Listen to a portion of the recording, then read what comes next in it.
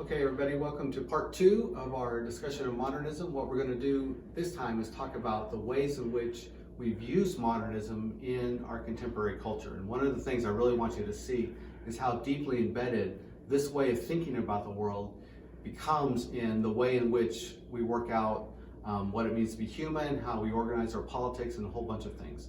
So we're going to look at four categories in particular. We're going to look at the rise of science and the authority we give science to tell the truth. We're going to look at the privatization of morality and religion.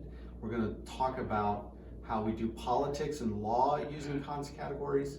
And then finally, we're going to talk about education, the way in which education forms us to be a particular kind of people. So we're going to start with science, which is perhaps the most important feature of modernism. We've given science a great deal of authority and weight, and that has directly to do with the distinction between what we can know and what we cannot know. So one of the things that happens once we decide that science is the only way to tell the truth is that we start to use science to tell the truth. And it's no accident then that the scientific revolution and the rise of the scientific method follows the rise of modernism, because modernism authorizes science to be the primary way we tell truth. So what we have in front of us is the motto of the Royal Society in Great Britain, which became the preeminent scientific society in the world. And notice its emphasis on not relying on anything else other than investigation. If you want to know something, then you go out and investigate it, and that's the way you tell the truth. Okay, so one of the things that emerges from this emphasis on science is not only that science becomes the primary means of intellectual inquiry, but it also becomes the means of moral inquiry. So just take a look at this piece by a Harvard scientist named Steven Pinker, and notice what he says here about science. It's not just that he thinks it's the moral center of inquiry, but he also thinks, if we follow this out here, that it also gives us a sense of humanity's place in nature, which ultimately helps us understand the human condition. Anytime we're talking about the human condition, we're talking about morality, like we're talking about what is right and wrong and how we are to understand what the good is and how do we do it.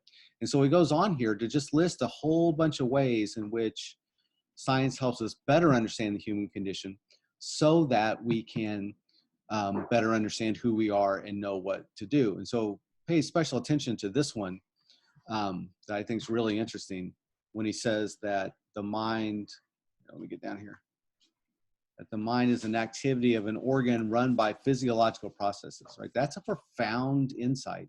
It's not one that most theologians or philosophers would agree with, but it's a very scientific judgment, and it does reflect the moral thinking of a great number of people. So one of the things that happens with Kant is, as we've always discussed, is that you divide what we can know from what we cannot know. As we just discussed, that means we start to prefer science as the only way to tell the truth. The flip side of that is we start to think that everything that's on the other side of the wall is relative. So morality, religion, even how you're supposed to feel in any given circumstance is now relative to you. This frees you to believe anything you want.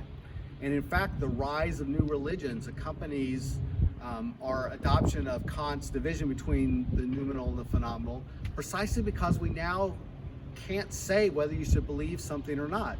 And so we get something really brilliant like this Homer Simpson clip in which Homer invents his own religion, as every American is allowed to do.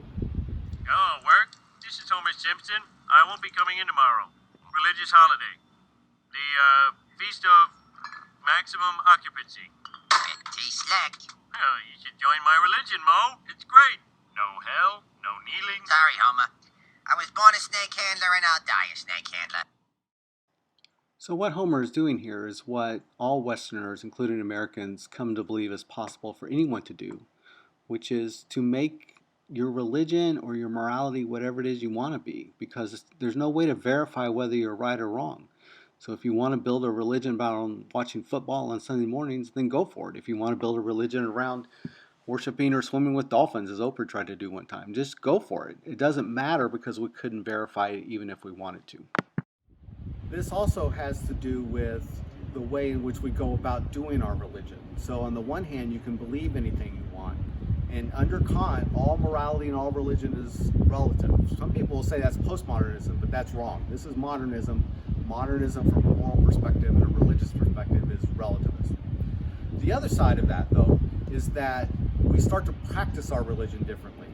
Our religion becomes more about stuff that's on the numinal side of the wall. And so our religion becomes very pietistic, it becomes very emotional centered. We tend to think that worship is an emotional experience that has nothing really to do with rationality or anything like that. And as a result, sometimes we get really extreme examples like this Holy Ghost hoedown that I'm about to show you. Everybody, you're not spinning anything. Come on, grab something. Everybody.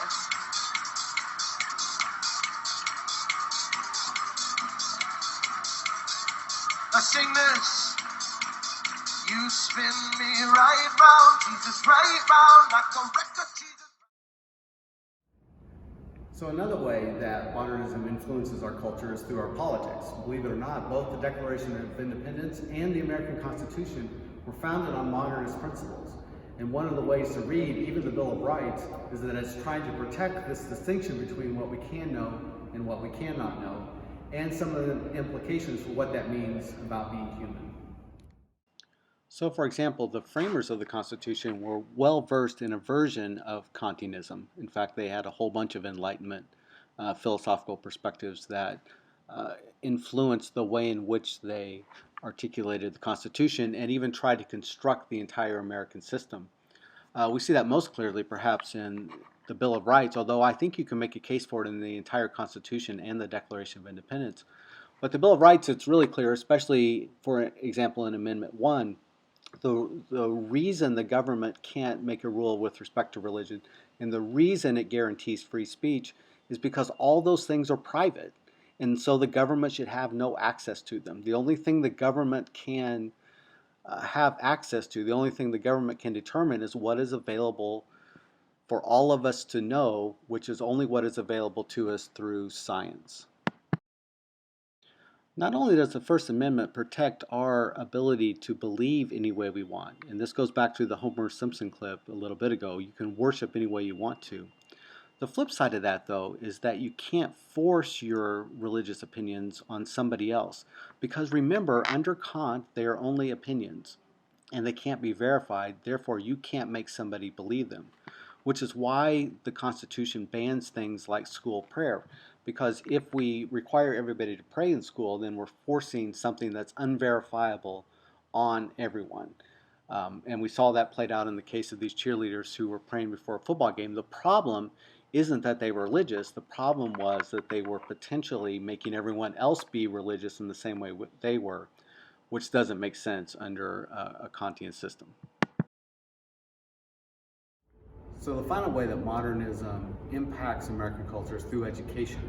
And in fact, what we find is that we tend to educate in ways that reflect this distinction between what we can know and what we cannot know. Some of that is the emphasis on science, but some of it is even in the way in which we understand what happens in the educational process.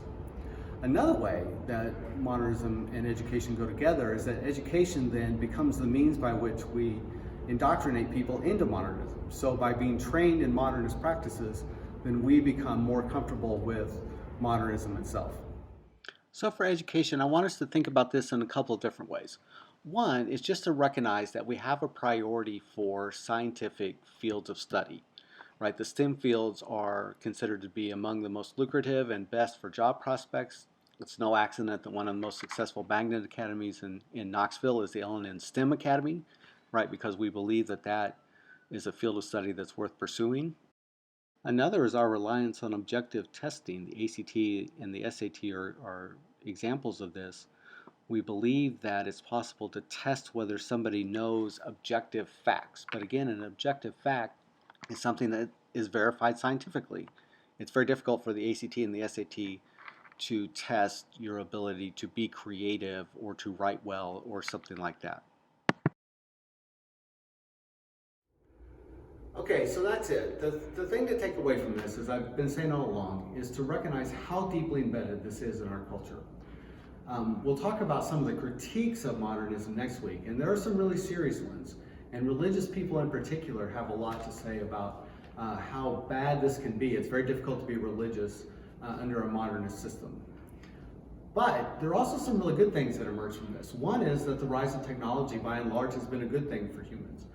We know a lot more stuff about how the universe operates, and we're able to harness some of that for good. Another thing that emerges from modernism is the civil rights movement and the women's movement, both of which drew on modernist categories in formulating why it is that people of color or women should have equal rights, because biologically there's no distinction, right? And we use science in order to make that distinction. So we'll hold off for the critiques next week, but start to think about that.